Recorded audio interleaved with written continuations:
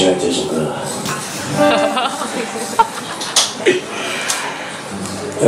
一个前辈大麦，他唱这首歌，但这首歌其实不是他原创，他很喜欢唱这首歌。这首歌也是很久了，不知道是谁做的，也是不小，呀。然后，对。有时候酒它是一种催情术，也是一种解忧愁的一个中间物，但是希望不要太依赖它。有的时候偶尔跟他亲近一下就可以了，跟他聊聊天，不要太亲近他这样子。大家懂我的意思吗？恭喜你是 try。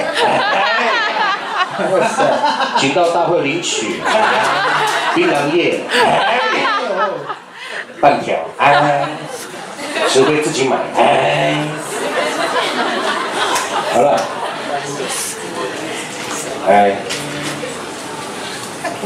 其实少华到底有没有在台上？没关系啦，接下来这首歌。有听过吧？有。它叫做《花米酒》，白米酒。哦，会唱吗？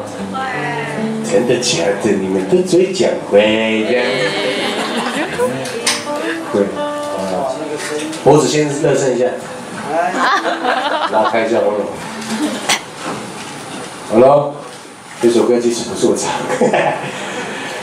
我想交给老阿月。后面有一首歌很极具挑战性，我必须养生一下喉咙。很抱歉哦，我们就这么随性，很直接哦，我们讲话。有没有觉得很浪费钱来看我们这个？对啊，开玩笑。好，好，白米酒。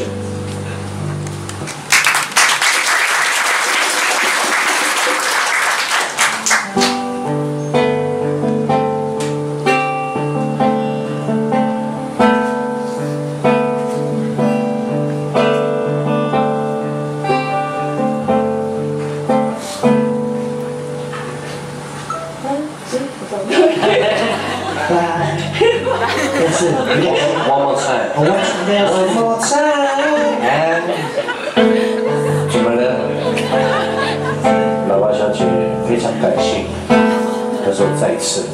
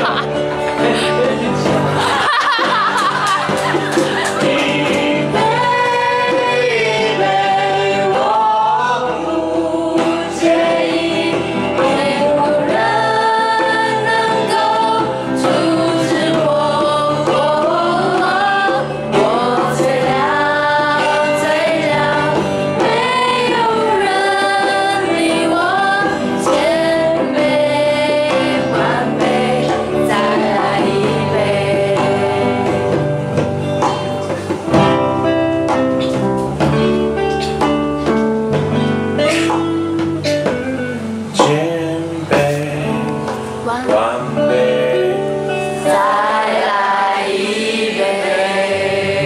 谢谢。